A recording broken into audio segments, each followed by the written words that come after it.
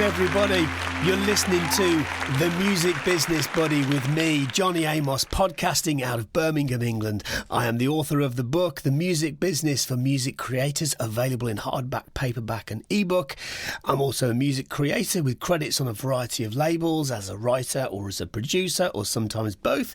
I'm also a lecturer in both music creation and music business. Wherever you are, whatever you do, please consider yourself welcome to this podcast and to a part of this community. I'm here to try and educate and inspire music creators from all over the world in their quest to achieving their goals by gaining a greater understanding of the business of music. Okay, so today we're looking at the subject of music publishing and actually trying to offer some clarity around what it actually is, because it's a very confusing subject to many people.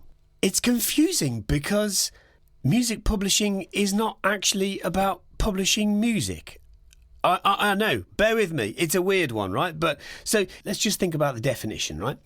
So to publish something is to prepare, to issue and to distribute something for public consumption, like my book or like this podcast, for example.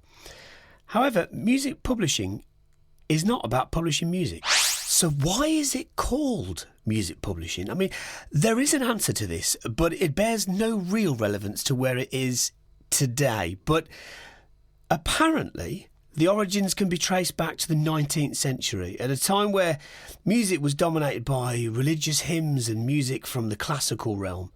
There was a bohemian neighbourhood of lyricists and music creators known as Tin Pan Alley in New York City. It was a cohesive community who created and released original music that was different from the rest of the music around at that time. The songs were not documented by means of audio recording like they would be today, because the technology wasn't as advanced as it is today. So the songs became documented through sheet music, which was published and made available to print. That's where the name came from, music publishing. And I wish to God it was called something different, because it's immensely confusing. In this era, I see a lot of people, especially on social media, talking about music distribution and music publishing. And I kind of sit there and I scroll and I think, what are you talking about? They're two totally different things. In fact, they sit on complete opposite ends of the spectrum of the music industry. Distribution would sit more in connection to artists and labels. Publishing doesn't sit there. It sits in relation to songwriters and composers.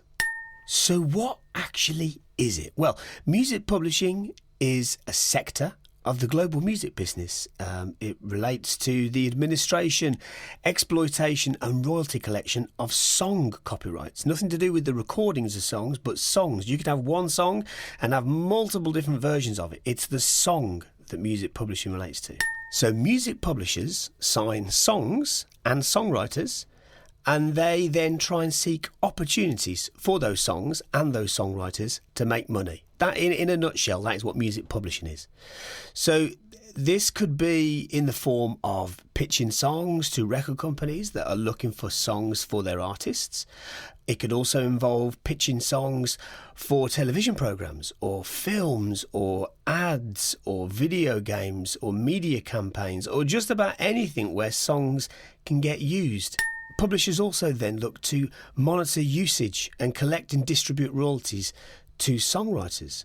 Music publishers make their money by taking a split of the songwriting royalties. No money is ever paid up front by a songwriter to a music publisher for their time and services. It's all done on a speculative basis, with music publishers taking a cut of the song royalties. Now, most music publishers that I know are either songwriters or have been songwriters. Not all, I can think of a couple that aren't songwriters, but most are, and I think that's notable. I think many publishers are often quite organised songwriters, so they've kind of figured out, right, okay, here's how the admin works, here's how collection works, here's how exploitation works. So, I could maybe start doing this for other songwriters as well. That's how a lot of music publishing companies start off. Speaking of which, music publishers would specialise in the administration of song copyrights by registering the songs with the relevant performing rights organisations or collection societies and ensuring that collection methods are actually taking place in accordance with song usage by music users. Now, it could be argued, well, performing rights organisations do that, and they do. However, publishers go the extra step in ensuring a more rigorous approach to collection. So, for example, if a TV production company has used a particular song, they would then need to submit a cue sheet to say which songs they used, and music publishers specialise in chasing those things up so that then every time that song gets used, people are paid fairly. Now, music publishers also undertake other roles, other duties, right? So, for example, some set up like collaborative opportunities. Let's say, for example, they've got particular writers on their roster and they go, let's have that writer or that artist or that producer work with this person over here or that kind of market over there. Or maybe let's send them on this songwriting camp. Or maybe even let's set up a songwriting camp where we've got lots and lots of people together. Maybe a publisher can work in partnership with another publisher to be able to combine their writers working together for the greater good so that all parties benefit. Things like that happen every day. So music publishers are generally quite hard workers, good networkers, the kind of people that would have good relationships with many different people in the music industry, but especially record company A&Rs, especially licensing agents, music supervisors, artists, artist managers, producers, and most importantly, songwriters. Music publishers can be very, very useful mentors to songwriters. I truly wish with all my heart that music publishing was not called music publishing because, as I mentioned earlier, it's not about publishing music. Due to the confusion in the name, it can sometimes misrepresent itself as a sector to emerging music creators, especially when words like distribution are thrown in. So in order to understand what music publishing is, it's also worth understanding what it is not.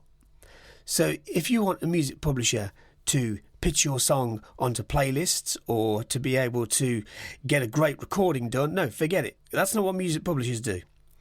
Not traditionally anyway. We're seeing a lot of evolution in the sector now where publishers are starting to move into other areas of the music industry as well. But traditionally, that's not what publishing is. It's about the business of songs. Now, music publishing companies can actually vary quite a lot in terms of their roster size, their company structure, whether they have genre specialisms and which countries or markets they specialise with, So it's common practice for small independent publishers to partner with other publishers in foreign territories. And this is referred to as sub-publishing. So, for example, as a songwriter myself, I've had some success in the Japanese market, and that wouldn't have happened had it not been for the European music publishers having a relationship with local Japanese music publishers who are on the ground out there. Without that sub-publishing partnership, songs wouldn't really get placed in the way that they are, and I wouldn't have found that success that I had. I didn't know any of this 15, 20 years ago. These are the things that you learn along the way, I suppose, but without sub-publishing, publishing is very, very difficult, especially if you're dealing with a small independent company. There's a lot of large independent companies that have a lot of offices around the world. There's a lot of major music publishing companies that have a lot of offices around the world. They wouldn't need to have sub-publishing partners on their behalf because they've got a lot of coverage globally. But they also double up as very useful sub-publishers for other smaller music publishers. So imagine being a music publisher. Maybe you're a songwriter and you start to sign other talent. Maybe you start small, right? Like 3 or 4 writers. Maybe they're people you collaborate with and you want to handle their administration. Then, it might seem like, well, that's a really, really small team. But actually, a really small team can do really, really well in the music publishing sector. It could be, for example, that you have this small roster of a handful of writers in a small town anywhere, but then you partner up with another publisher and you have that bigger publisher as your sub-publisher. That all of a sudden, that means that the opportunities that go to that sub-publisher also come to you, and the network widens. And this is how people get songs placed and songs cut, because of the partnership work that's involved in music publishing. Right, now, copyright law, I'm being bold by saying this, pretty much works the same way in music publishing throughout the world. But there is a difference in terminology. So in North America, for example, when you're talking about song shares, there is an automatic split between a publisher's share and a writer's share. And the writer's share is 100% and the publisher's share is 100%. Now, we don't do that in the UK. The song is just the song, and it's just split between writers and publishers. Now, it's actually exactly the same thing. It's the terminology that confuses things, right? So, for example, if you only ever learn the way it works in the UK and then you start dealing with North America, some of the terminology can throw you off, and you go, they're talking about the publisher's share. Oh, what does that mean? And actually, it doesn't really mean anything. It just means that there is a certain portion of a song which is assigned to a publisher and a certain portion of a song that's assigned to a writer. But if you don't have a publisher, then you assign it to yourself. That's how it works in America. Here, if you don't have a publisher, you are just the owner of the song. The copyright of the song is yours, and whoever else you wrote the song with.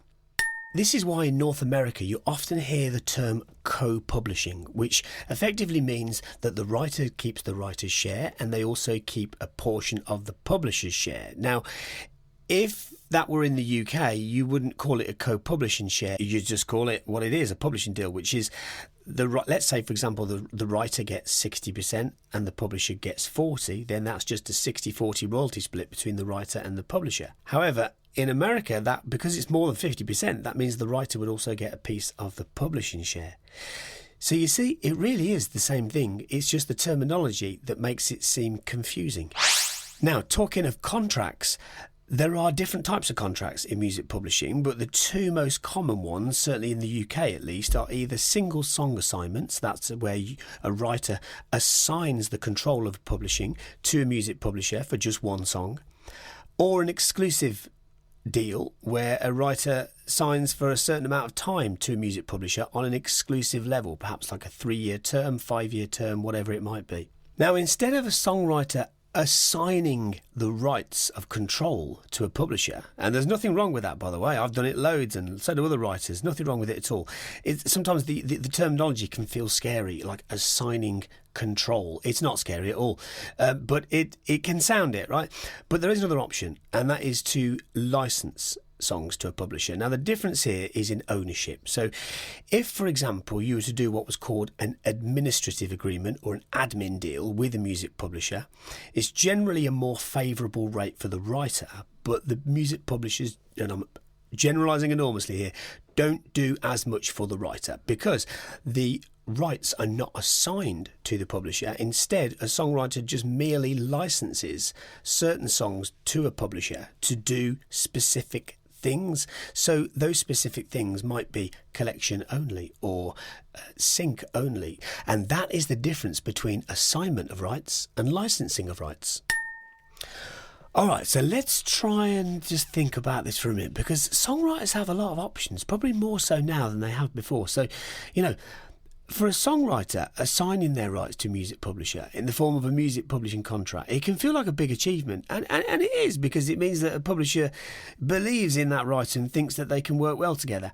However, it's not a guaranteed gateway of success. Now, I'm kind of stating the obvious by saying that, but it's worth remembering, Now, depending upon the goals of the writer and the intended use of their song, it could be argued that actually signing to a music publisher is no longer as necessary as it once was, because songwriters now have a lot more options available to them when it comes to self-publishing because of the emergence of the internet, the digital age. It could be said that some songwriters who are efficient with their paperwork and their time management and their admin procedures and their song split sheets and their collection methods and they're good networkers, they might not need to assign their rights of their copyrights to a music publisher. There are, of course, the advantages of plugging a song or a catalogue of songs into an existing network of a music publisher's exploitation and collection protocols, but, it's not totally necessary.